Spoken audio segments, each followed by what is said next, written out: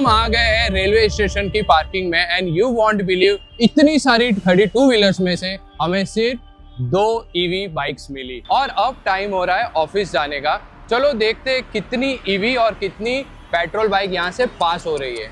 10 से 15 मिनट में हमें सिर्फ 5 ईवी बाइक देखने मिली। इंडिया में लोगों को एनवायरनमेंट से कोई लेना देना नहीं। अगर तुमको कोई ईवी दिख जाती है तो उस बंदे ने या तो अपने बजट के हिसाब से या अपने कन्वीनियंट के हिसाब से खरीदी होगी। अगर तुम इलेक्ट्रिक स्कूटर लेने जाओगे तो पहले क्या करोगे, यूट्यूब पे कंपैरिजन वीडियो देखो, ऑनलाइन सर्च करोगे, ऑन रोड प्राइस पता करोगे, पर charge range, top speed, battery capacity, features, design compare करोगे, राइट। और इस हिसाब से तो ओला प्रैक्टिकली हर कैटेगरी में टीवीएस को बीट करता है। लेकिन जनवरी 2026 टीवीएस सोल्ड 34,400 इलेक्ट्रिक स्कूटर्स और ओला इलेक्ट्रिक सिर्फ 7,500, लगभग 5 गुना का फर्क। और 18 महीने पहले ओला देश का हर दूसरा इलेक्ट्रिक स्कूटर बेच रही थी, 52% मार्केट शेयर। अब यहाँ तक तो सिंपल लग रहा है ना, एक कंपनी गिरी दूसरी आई, पर है नहीं, क्योंकि ओला का स्कूटर डिजाइन किया था एक्स टेस्ला, फरारी, BMW के इंजीनियर्स ने। एक एम्स्टर्डम की स्टार्टअप थी इटरगो, वैल्यूएशन 90 मिलियन यूरो, और उसे ओला ने कोविड में 95% डिस्काउंट पे खरीद दिया। सॉफ्ट बैंक का पैसा आया, हुंडई और किया ने इन्वेस्ट किया, प्री ऑर्डर्स के लिए वेबसाइट ओपन की, literally crashed. 1 lakh orders with in 24 hours. सोचो स्कूटर लॉन्च भी नहीं हुआ और मार्केट में चारों तरफ ओला ही ओला। उस वक्त टीवीएस और Bajaj, family businesses older than India itself, totally queueless थे। नेग्लिजिबल मार्केट प्रेजेंस, बिल्कुल boring brands, big embarrassment. Social media, VCs सब एक ही नैरेटिव पुश कर रहे थे, ये 100 साल पुरानी कंपनीज ना अब खत्म हो जाएगी। एवी डिस्ट्रप्शन में ये स्लो डायनासोर सर्वाइव नहीं कर पाएंगे। फ्यूचर ओला जैसी कंपनीज का है। हीरो, बजाज, टीवीएस, होंडा जैसे बिग जायंट्स को पूरी तरह ह्यूमिलिएट किया गया। 2022 में सबने ओला चूज किया बिकॉज हर मैट्रिक ओला के फेवर में था, टेक्नोलॉजी, फंडिंग, हाइप, स्पीड, सब। बट फास्ट फॉरवर्ड टू 2026, जब मैं आपसे बात कर रहा हूँ, टीवीएस और बजाज एंड हीरो तीनों लीगेसी ब्रांड्स मिलकर 60% से ज्यादा मार्केट कंट्रोल कर रही है। और टीवीएस बनी undisputed king of India's electric two wheeler market, dethroning Ola electric in one of the most dramatic market reversal in Indian business history. तो सवाल है, कैसे एक कंपनी जिसने कोई हाइप नहीं किया, कोई फ्यूचर फैक्ट्री नहीं बनाया, कोई पीआर ड्रामा नहीं किया, बिना हेडलाइंस बनाए चुपचाप पूरी ईवी मार्केट पे कब्जा कैसे कर लिया, और कैसे इंडिया का मोस्ट फंडेड ईवी स्टार्टअप अपनी कबर खोद बैठा। देखो, ये स्टोरी सिर्फ इलेक्ट्रिक व्हीकल की नहीं है, ये इंडिया की एक कोर बिजनेस फिलॉसफी एक्सपोज करती है, स्पीड वर्सेस स्ट्रॉन्ग फाउंडेशन। देखो, इंडिया की इलेक्ट्रिक टू व्हीलर स्टोरी सिर्फ 5 साल पुरानी है। 2020 में इंडिया का इलेक्ट्रिक टू व्हीलर मार्केट का एक्चुअल जन्म हुआ। 2021 में तो ये बहुत छोटा था, तब ओला का नामो निशान नहीं था, एथर अर्ली स्टेज पे था। इस मार्केट पर राज करते थे हीरो इलेक्ट्रिक और ओकिनावा, और ट्रेडिशनल ऑटोमोबाइल कंपनीज बस देख रही थी, समझ रही थी, या हॉनेस्टली इग्नोर कर रही थी। और तभी एंट्री होती है भाविश अग्रवाल की, ओला इलेक्ट्रिक। लॉन्च होने के 6 महीने पहले 5 लाख प्री ऑर्डर्स पड़े थे उसके पास, और टीवीएस उस साल बड़ी मेहनत से कुछ हजार iQube बेच पाई। फर्क समझ रहे हो ना। 2022, 23, 24 लगातार Ola number 1, highest market shares. IPO आया 76 रुपीज पे, स्टॉक 157 रुपीज तक गया। कंपनी की वैल्यूएशन आसमान में 65,000 crore. Bhavish Aggarwal poster child of Indian EV revolution. फिर आया April 2025, most remarkable time of Indian E2W। TVS ने बेचे 19,736 इलेक्ट्रिक स्कूटर, ओला ने 19,709। फर्क सिर्फ 27। किसी को नहीं पता था ये 27 स्कूटर्स इंडियन ऑटोमोटिव का फ्यूचर सेट करने वाले। वो 27 स्कूटर्स में 115 साल का सब्र था। पहली बार किसी ट्रेडिशनल कंपनी ने इंडिया के सबसे बड़े ईवी स्टार्टअप को ओवरटेक किया था। बस फिर क्या था, टीवीएस नहीं रुकी। कैलेंडर ईयर 2025 में 12 में से 8 महीने नंबर 1, हर महीने गैप बढ़ता गया, और जनवरी 2026 तक टीवीएस 34,440 और ओला 7,512। अप्रैल में 27 का फर्क था, 9 महीने बाद 27,000 का। पूरे मार्केट का नक्शा ही पलट गया। लॉन्ग रन में कौन सी कंपनी जीती? जिसके पास बेहतरीन स्कूटर नहीं था, बेहतरीन सिस्टम था। देखो इंडिया में पिछले साल 12,80,000 इलेक्ट्रिक टू व्हीलर बिके। 2020 में ये नंबर था सिर्फ 1 लाख।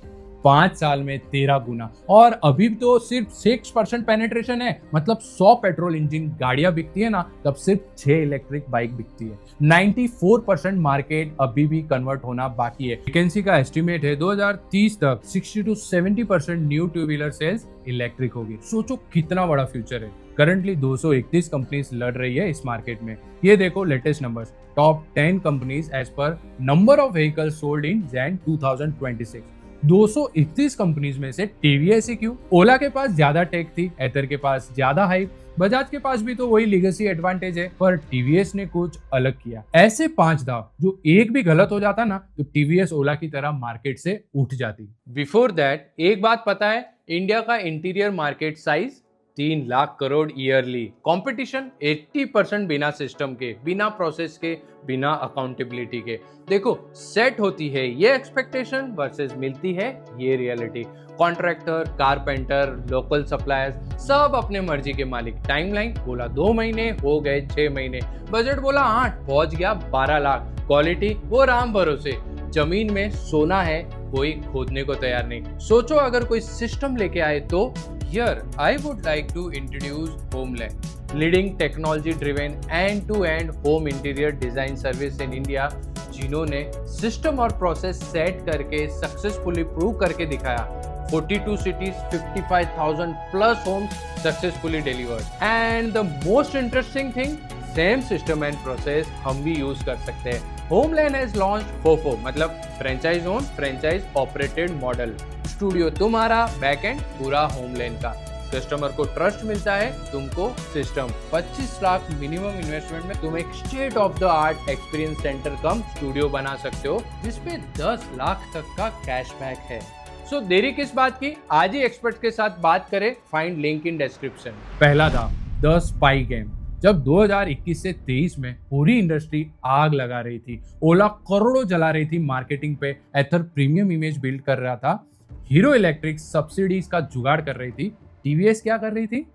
कुछ नहीं, चुपचाप बैठी थी, ऑब्जर्व कर रही थी। और ये वीकनेस नहीं थी, ये एक बहुत पुराना बिजनेस फंडा है बॉस। जब मार्केट में सब अपने पैसे जला रहे हो ना, तब तुम बैठो और उनकी गलतियों से सीखो। उनकी मिस्टेक से तुम्हारी फ्री एमबीए है। ओला ने करोड़ों खर्च करके इंडियन कंज्यूमर्स को ईवी के बारे में एजुकेट किया। रेंज एंजाइटी क्या होती है, चार्जिंग कैसे होती है, ऐप कनेक्टिविटी कैसे काम करती है, ये सब कॉन्सेप्ट्स ओला एथर के पैसों से मेन स्ट्रीम बने। टीवीएस ने एक पैसा नहीं लगाया भाई मार्केट एजुकेट करने में, क्योंकि उन्होंने वो खर्चा आउटसोर्स कर दिया ओला को। और ये कोई नया पैटर्न नहीं है। जियो ने टेलीकॉम इन्वेंट नहीं किया, एयरटेल वोडाफोन ने किया।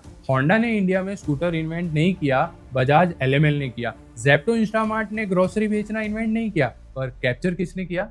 इंडिया में फर्स्ट मूवर एडवांटेज नहीं होता, फर्स्ट मूवर कर्स लगती है। दूसरा था death by 6 cuts. January 2020 TVS का iQube, एक स्कूटर, 10 डीलर्स, वो भी एक ही शहर में। कोई हाइप नहीं, बोरिंग, बहुत बोरिंग। और धीरे धीरे पोर्टफोलियो बनता गया। 2022 में 3 वेरिएंट, 2025 तक 6 बैटरी प्राइस ऑप्शन, 94,000 से 1,62,000 तक। हर बजट, हर रेंज एंजाइटी के लिए एक स्कूटर रेडी। और फिर अगस्त 2025 में ऑर्बिटर 99,900, सब 1 लाख इलेक्ट्रिक स्कूटर। वो साइकोलॉजिकल बैरियर जो करोड़ों लोगों को ईवी से दूर रखती थी, टीवीएस ने तोड़ दी। iQube बन गया ईवी का होंडा एक्टिवा, सबके लिए कुछ ना कुछ। तीसरा था द स्लीपर सेट। ये सबसे इंपॉर्टेंट मूव था। ओला ने नई डीलर्स नेटवर्क खोले, 3,400 स्टोर। सुनने में इंप्रेसिव है, पर सिर्फ 100 के पास लीगल ट्रेड सर्टिफिकेट थे। टीवीएस ने नई नेटवर्क बनाई ही नहीं। टीवीएस के पास पहले से 5,000 से ज्यादा आईसी डीलर्स थे, जुपिटर बेचने वाले, अपाचे बेचने वाले। हर शहर, हर मोहल्ले में टीवीएस ने उन्हें बोला अब iQube भी बेचो, पर स्मार्टली। सबको एक साथ नहीं बोला, वरना सर्विस कैपेसिटी बिना डीलर्स बढ़ाना ओला वाली गलती होती। फेज रोल आउट किया। आज 900 से ज्यादा ऑथराइज्ड ईवी डीलर्स है, 500 से ज्यादा सिटीज में। और सिर्फ डीलर्स ही नहीं, super techs, specially trained technicians, EV diagnostics, battery management, software updates. 90% problems dealership पे ही सॉल्व। कोई स्कूटर महीनों तक सर्विस सेंटर में नहीं सड़ी रहती। चौथा था the BMW secret, Hosur Tamil Nadu. एक फैक्ट्री कैंपस, एक तरफ अपाचे और जुपिटर बन रही है, दूसरी तरफ BMW Motorrad S1000 RR German super bikes, और उन्हीं के बगल में iQube 99,900 की electric scooter. Same campus, same paint shop, same quality system. BMW trust करती है TVS पे अपनी सुपर बाइक्स बनाने के लिए, तो 1 लाख की स्कूटर पे क्वालिटी क्या होगी सोचो। TVS ने कोई हजारों करोड़ों की नई फ्यूचर फैक्ट्री नहीं बनाई, एग्जिस्टिंग इंफ्रास्ट्रक्चर यूज की, कॉस्ट फ्रैक्शन। जनवरी 2026 तक 40,000 इलेक्ट्रिक स्कूटर्स हर महीने बनाती है। उन्होंने ये पैसा लगाया R&D पे, 331 करोड़ से 1000 करोड़, 210% का जंप सिर्फ 4 सालों में। 600 से ज्यादा dedicated EV engineers, battery in house TVS Indian, 1 gigawatt hour plant चल रहा है, 10 gigawatt hour giga factory plant है, और ये सब फंड हुआ ICE बिजनेस के प्रॉफिट से, जो 13% एबिटा पॉजिटिव है। किसी VC का फोन नहीं आया, कोई इक्विटी नहीं दी, अपने पैसे से अपना फ्यूचर बिल्ड किया। ओला ने बिलियंस रेस किए, सॉफ्ट बैंक, हुंडई, किया से आज 2200 करोड़ एनुअल लॉस हर इन्वेस्टर्स निकल रहा है। और एथर, उन्होंने हीरो मोटोकॉर्प से फंडिंग ली, अब हीरो 40% का मालिक है और खुद विदा ब्रांड से एथर के अगेंस्ट compete भी कर रहा है। अपना सबसे बड़ा इन्वेस्टर ही अपना सबसे बड़ा कॉम्पिटिटर क्या होगा भगवान ही जाने। दूसरे के पैसे से घर बनाना और अपने पैसे से घर बनाना, फर्क तब पता चलता है जब तूफान आता है। पांचवा था the anti Ola move. June 2024 TVS iQube में एक इशू आया, चेसिस ब्रिज ट्यूब में डिफेक्ट मिला कुछ बैचेस में। सोशल मीडिया पे वीडियो वायरल हुआ, 3.2 करोड़ व्यूज। कंपनी के पास 2 रास्ते थे, डिनाई करो या रिकॉल करो।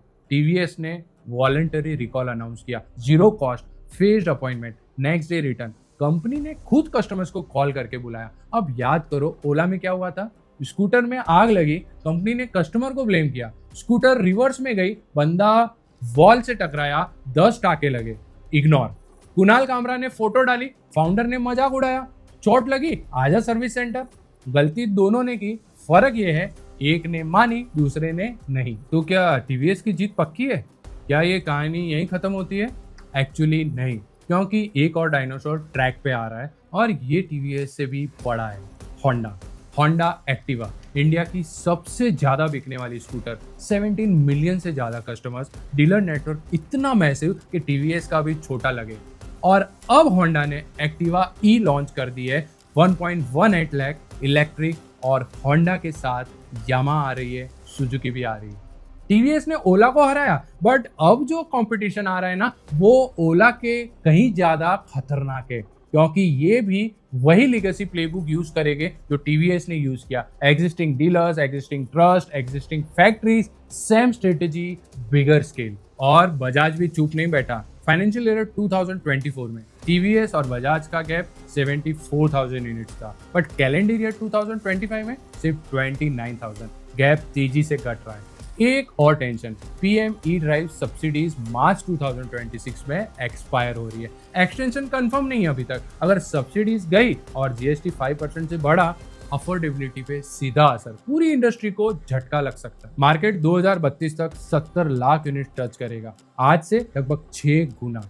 पाई बहुत बड़ा होने वाला है, बट पाई पे दावेदार भी उतने ही बढ़ रहे हैं। TVS ने रेस जीत ली, बट ये रेस नहीं है, ये मैराथन है, और मैराथन में लीड बदलती रहती है। तुम्हें क्या लगता है 2030 में इंडिया का EV किंग कौन होगा? TVS टिकेगी, होंडा छीन लेगा, या ओला फिर से जिंदा होगा, या कोई ऐसा प्लेयर आएगा जिसके बारे में आज कोई सोच भी नहीं रहा? कमेंट्स में बताना, और ये भी बताना कि तुम्हारे इलेक्ट्रिक 2 व्हीलर कौन सी ब्रांड का है और क्या एक्सपीरियंस रहा है। दोस्तों, मेरा नाम है प्रकाश। अगर आपको ये वीडियो इंटरेस्टिंग लगी हो तो वीडियो लाइक करके हाइप जरूर कर देना।